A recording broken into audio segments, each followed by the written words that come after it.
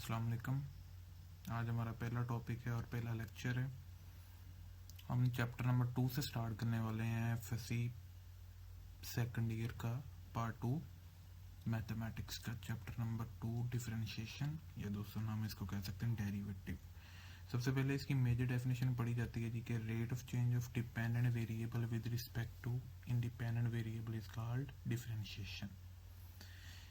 कि जी एक डिपेंडेंट वेरिएबल में एक इंडिपेंडेंट वेरिएबल के हिसाब से जो चेंज आता है वो हम डेरिवेटिव के थ्रू फाइंड करते हैं, वो हमारा डेरिवेटिव है। एक चीज़ है डिपेंडेंट और एक चीज़ है इंडिपेंडेंट। ज़ाहिर बात है कि जो चीज़ किसी दूसरी चीज़ पे जिसकी वैल्यू डिपेंड कर रही है वो डिपेंडेंट वेरिएबल हो, उसकी वैल्यू वेरी करती, ये नहीं कि कांस्टेंट है। इसी तरह इंडिपेंडेंट वेरिएबल जिसकी वैल्यू वेरी करती बट इंडिपेंडेंटली किसी दूसरी वेरिएबल या किसी दूसरे फैक्टर पे डिपेंड नहीं करती है।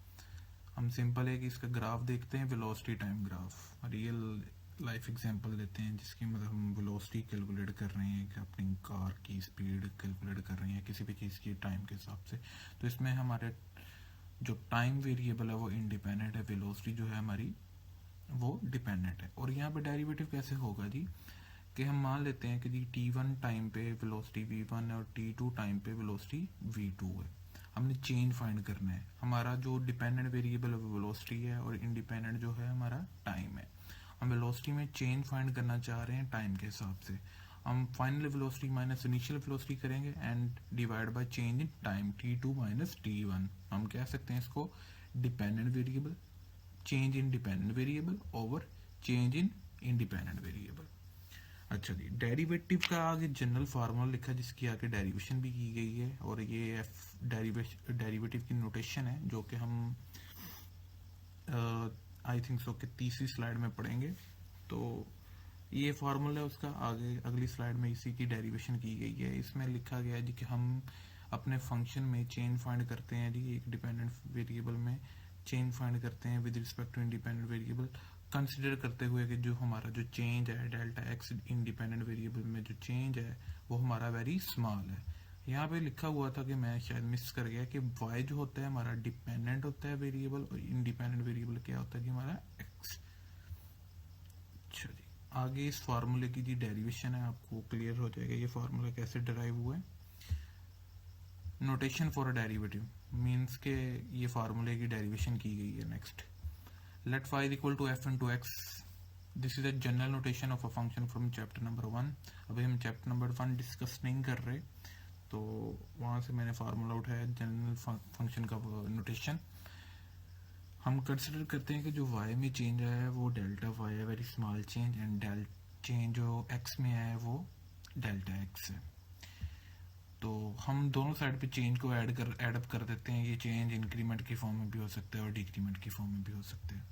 अगला स्टेप हमने ये किया कि जी y को दोनों साइड्स पे सब्ट्रैक्ट किया, या ये कंसिडर कर लें सिंपली कि y इधर प्लस हो रहा है और इधर आकर सब्ट्रैक्ट हो गया। तो हमने स्टार्ट में y को लेट किया था अपने fx के बराबर, ये देखें इधर, उसके बाद इधर fx आ गया। ये नोटेशन बन गई, ये एक फॉर्म बन गई है। As we find change always with respect to change in independent variable. यहाँ पे लिखा है कि जी हम हमेशा चेंज जो है अपने डेरिवेटिव में पढ़ चुके हैं डेफिनेशन के जी इंडिपेंडेंट वेरिएबल के हिसाब से फाइंड करते हैं। So divide this by delta x on both side, दोनों साइड पे हमने डेल्टा एक्स के साथ डिवाइड कर दिया। ठीक हो गया जी। इसके बाद जी हम कंसिडर करते हैं कि जी कंस्टिंग change in x is very small, तो हम दोनों साइड्स पे लिमिट अप्लाई कर देते हैं। इंस्टेंटेनियस चेंज अगर हमने फाइंड करना हो तो हम दोनों साइड्स पे लिमिट अप्लाई कर देते हैं कि जो हमारा चेंज है वो वेरी स्मॉल है। ठीक हो गया जी। ये डेल्टा बाय डेल्टा एक्स है, ये d y by d x बन जाएगा और ये सारी नोटेशन एफ डेल एक्स आ जाएगी। ठीक हो गया जी कि जी हमारे फंक्शन आउटपुट में जो चेंज आया, ठीक हो गया, माइनस जो हमारी करंट आउटपुट हमें गिवन दी गई थी डिवाइड बाय और जिस वेरिएबल के हिसाब से चेंज आया, और ये कंसिडर करते हुए कि वो चेंज वेरी स्मॉल है, this becomes general form of a function. ठीक है जी, d y by d x equal to f prime x आ गया जी। ये फंक्शन की जनरल नोटेशन, फिर डेरिवेटिव की जनरल नोटेशन है। ओके जी, ये फंक्शन का डेरिवेटिव का फंक्शन के डेरिवेटिव का जनरल फार्मूला ड्राइव किया गया है। तो ये जो सेकेंड ईयर का पेपर होता है ना, उसके शॉर्ट्स में पूछा जाता है ना उसके लॉन्ग में, सिर्फ एक ओवरव्यू देने के लिए मैंने इसको कवर अप किया है। तो आगे ये मुख्तलिफ नोटेशन है जी, notation use for derivative by different mathematicians, scientist मैंने लिख लिया, सॉरी माय मिस्टेक। तो हम इसको कर लेते हैं जी।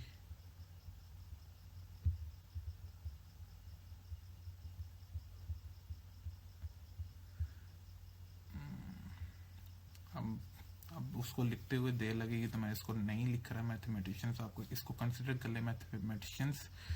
लेबनेज था, उसने डेरिवेटिव को डिनोट किया जी dy ओवर dx से। अगर हम y के बराबर हमारा फंक्शन दिया dy ओवर dx, नोटेशन बन जाएगी f दिया तो df ओवर dx बन जाएगी। न्यूटन के मुताबिक एफ एक्स ही था और लैग्रेंज के मुताबिक एफ प्राइम एक्स था और कॉची के मुताबिक डी एफ एक्स था। तो हम ज़्यादातर लेबनेज और लैग्रेंज का यूज़ करते हैं नोटेशन। तो जी आगे डिस्कस किया गया जी कि डेरिवेटिव के जनरल मेथड्स कितने हैं। तो आज के लिए मैं कहता हूँ कि जी ये पार्ट 1 ही काफ़ी है। फर्स्ट पार्ट 1 हो गया लेक्चर का, ये पार्ट 1 हो गया जिसमें हमने डेरिवेटिव की जनरल डेफिनेशन पढ़ी है, उसका थोड़ा सा ओवरव्यू लिया है और उसका जो फार्मूला, जनरल फार्मूला, वो हमने डेराइव किया है, ये जो आपके सामने है, ठीक है जी। और नोटेशन पढ़ी है फंक्शन को डिनोट करने के लिए। तो इंशाल्लाह नेक्स्ट हम पढ़ेंगे ये डेरिवेटिव मेथड्स को और इनको डिटेल में हम डिस्कस करेंगे। तब तक के लिए अल्लाह हाफिज़।